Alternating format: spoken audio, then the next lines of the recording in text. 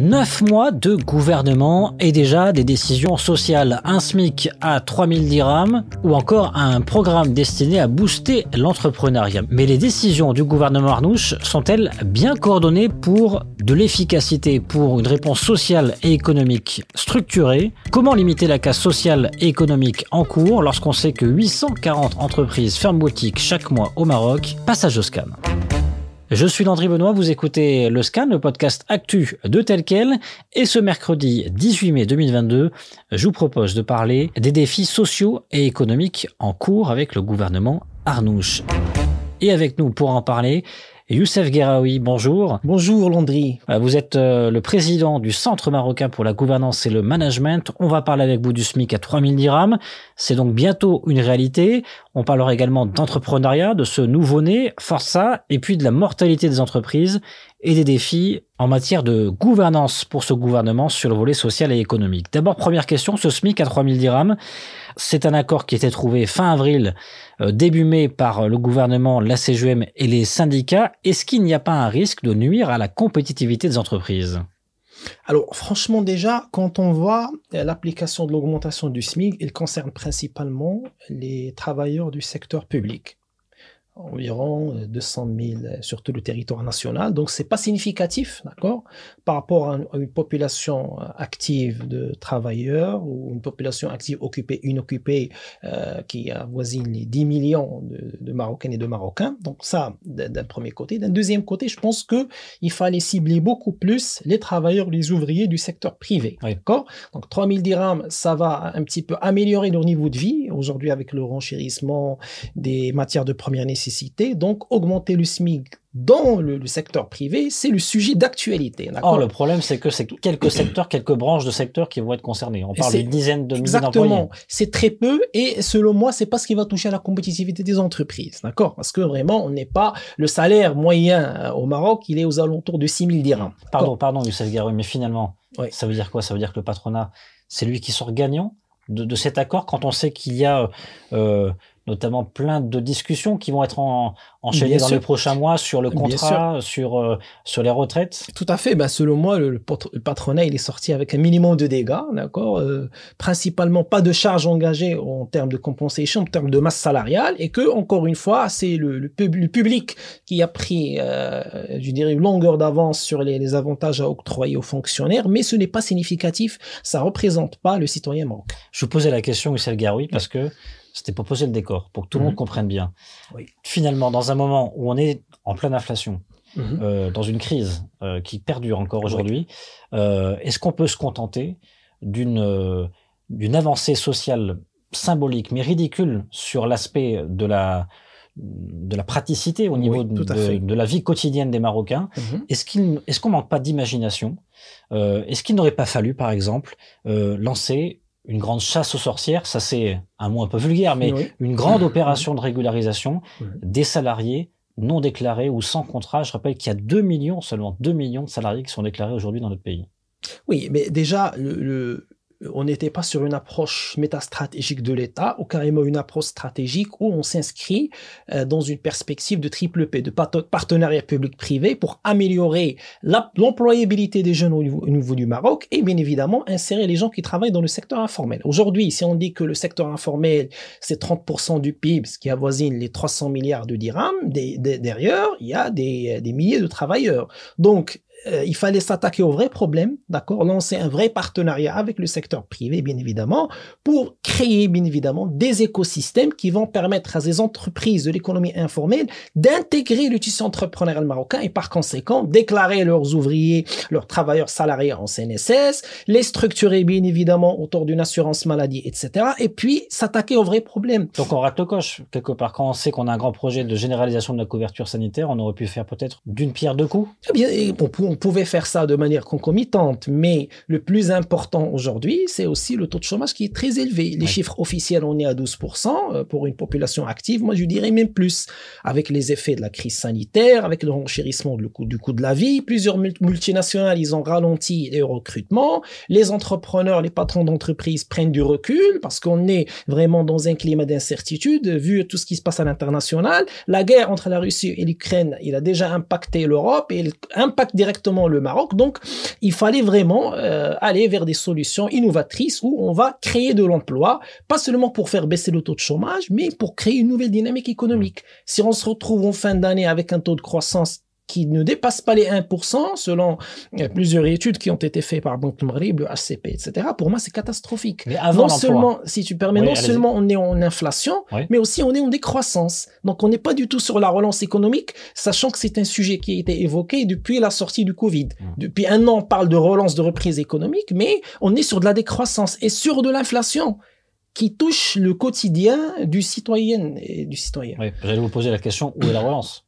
Aujourd'hui, on la constate pas. Et puis, on parle de mortalité d'entreprise, on va en parler dans quelques minutes. Exactement. Donc, juste un point très important. On peut pas parler de relance économique si on n'a pas un plan stratégique de la présente alliance gouvernementale. Là où on va, une feuille de route sur laquelle on va travailler sur les 3-4 ans. D'accord? L'impression que j'ai pas voulu exprimer mon avis depuis le début, mais après 9-10 mois, il y a des actions gouvernementales qui sont menées par des ministères de manière individuelle, mais in fine, il n'y a pas une action coordonnée, il n'y a pas de la synchronisation de tout ce qui se fait. Le modèle de développement, on a tous contribué, le CMGM aussi, il a déposé sa copie. Malheureusement, le gouvernement, il ignore le rapport du modèle de développement. Je ne veux pas les axes, je ne veux pas les chantiers du modèle, ni pour promouvoir l'entrepreneuriat au Maroc, ni pour traiter la problématique de l'employabilité des jeunes, ni pour traiter le grand problème des secteurs sociaux vitaux, la santé et l'éducation, à part une réforme à part qui a été menée au niveau de l'enseignement supérieur. Mais le problème, c'est un problème de coordination, c'est un problème de vision claire, un problème stratégique. Je vois des actions opérationnelles, ministérielles éparpillées qui se font à droite et à gauche, mais on ne va pas atteindre les résultats. Alors, sur l'entrepreneuriat, on va en parler tout de suite. Juste un mot pour terminer ce chapitre de l'employabilité. Est-ce qu'on peut, Youssef Gharoui, très franchement, je veux revenir à la première question que je vous ai posée, la deuxième, se lancer dans une vaste opération de régularisation des salariés sans contrat qui ne sont pas déclarés.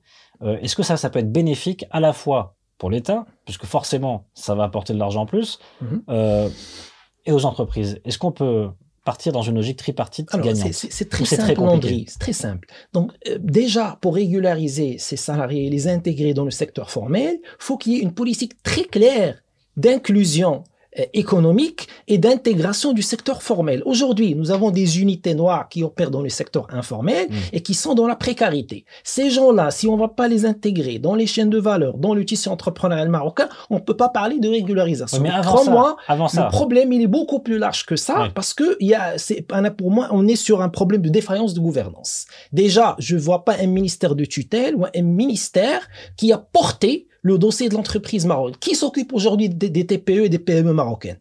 Le ministère en charge ne fait que la formation professionnelle. Moi, je l'ai dit clairement au ministre concerné, je l'ai critiqué, il confond entre l'entrepreneuriat et le salariat.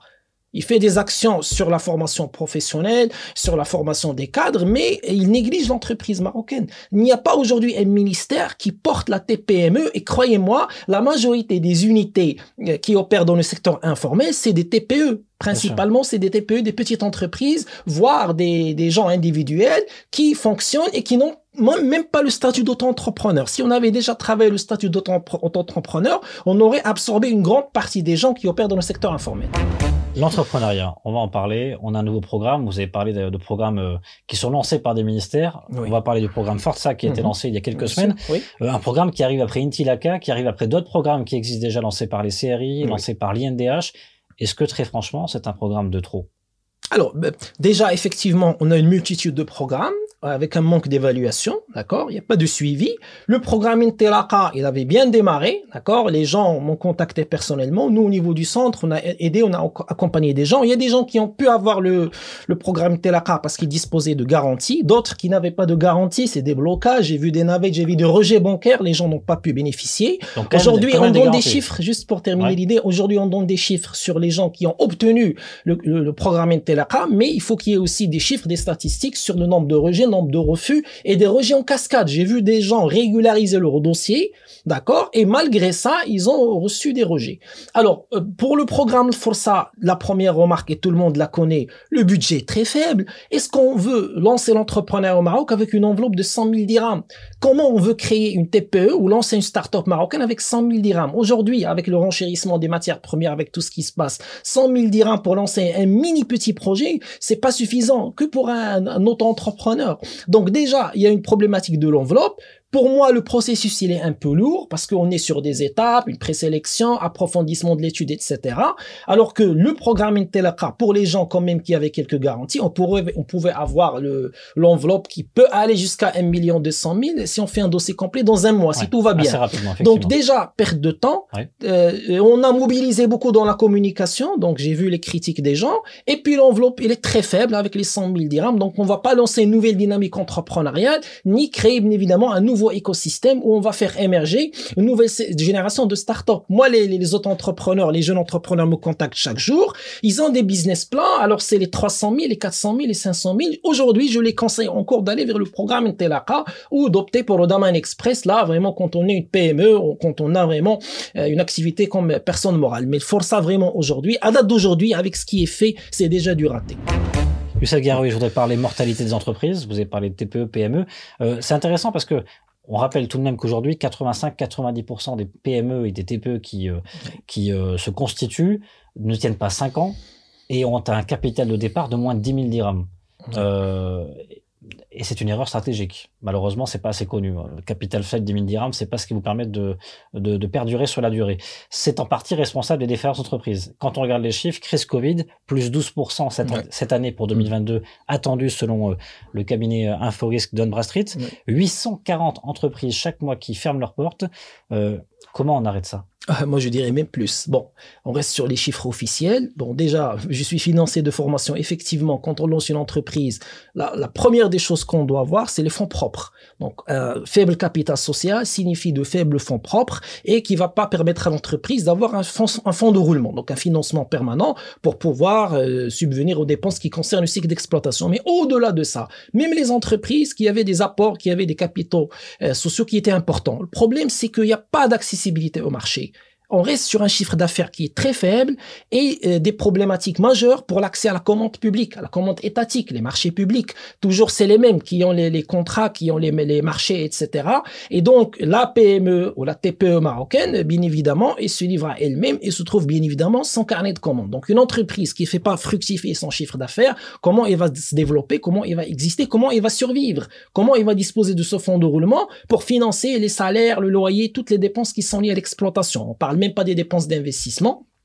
Donc vraiment, la problématique aujourd'hui est une problématique de carnet de commande, une problématique d'accès au marché. Et on parle pas des délais de paiement encore. Et les délais de paiement viennent aggraver la situation et c'est ce qui explique aujourd'hui le nombre de défaillances très élevé. Alors du coup, ma question est simple. À toutes ces problématiques qu'on vient d'évoquer, c'est quoi les solutions, Youssef Garaoui? C'est le name and shame renforcé au niveau des entreprises, renforcé au niveau de l'État, peut-être qui joue pas assez le jeu sur les appels d'offres. C'est la chasse aux sorcières aux mauvais employeurs qui ne déclarent pas leur patron? Alors, bon, c'est vrai que j'ai des reproches à faire au gouvernement actuel, mais c'est pas que le gouvernement qui est responsable. D'accord? Ça, pour être très logique, donc, il faut qu'on s'inscrive dans une logique de stakeholders. Tout le monde est responsable. Il y a le patronat, CGM, part de responsabilité, les syndicats professionnels, le représentant des entreprises, ils ont une part de responsabilité, et bien évidemment, le gouvernement a une part de responsabilité qui est très claire. Si on avait lancé une dynamique entrepreneuriale, un partenariat public-privé, si on voulait écouter les gens qui accompagnaient les entreprises, si on voulait tabler avec eux pour recueillir les problèmes, d'accord? Notamment, je salue le président de la Confédération de la TPE, on a essayé de rapprocher le ministre concerné, et donc, quelque sorte, il prend la fuite. Il veut pas nous rencontrer. Ça, c'est son problème. Le message est lancé. Le message est lancé parce que nous, on voulait lui soumettre les problématiques que vivent les entrepreneurs au quotidien, mais lui, il part faire autre chose. Au-delà de ça, donc vraiment, il faut travailler les problématiques de l'entreprise marocaine. Il faut aller droit au but. Donc, une problématique qui concerne les mécanismes de financement, faciliter les dépenses d'investissement. Les gens doivent avoir des budgets d'investissement pour pouvoir se lancer en entrepreneuriat et pour pouvoir développer. Je dis, il y a des gens qui veulent aujourd'hui, je les connais, investir dans des secteurs très productifs, gisement de productivité. Ils veulent juste avoir un investissement. Ils veulent juste investir, mais pas le prêt d'honneur pour les dépenses d'exploitation. Des investissements pour créer des machines, pour améliorer le matériel de production. Ils n'arrivent pas à accéder au financement. Et puis, la problématique des marchés. Pas que dans le secteur public, mais aussi dans le secteur privé. Les deux, secteur public et secteur privé, doivent faire confiance aux TPE marocaines, aux très petites entreprises aussi, aux petites entreprises pour qu'ils puissent avoir des carnets de commandes. Une entreprise qui ouvre et qui n'a pas de carnet de commandes, c'est une entreprise qui va disparaître. Et c'est toujours les mêmes qui en bénéficient. Les moyennes et les grandes entreprises, comment on va créer une nouvelle dynamique et comment on va développer l'entrepreneuriat au Maroc si on ne va pas booster les TPE et les PME qui représentent aujourd'hui le 90% de notre tissu entrepreneurial marocain. Merci beaucoup, Youssef Garaoui. Avec plaisir, cher Landry, et merci encore une fois pour l'invitation. Président du Centre marocain pour la gouvernance et le management. Le Scan, le podcast d'actualité, c'est fini pour aujourd'hui. Réalisation Adam Al-Arshawi. N'hésitez pas à vous abonner sur le site telquel.ma et à nous retrouver chaque jour du lundi au vendredi sur toutes les applications de plateformes de podcast et de streaming.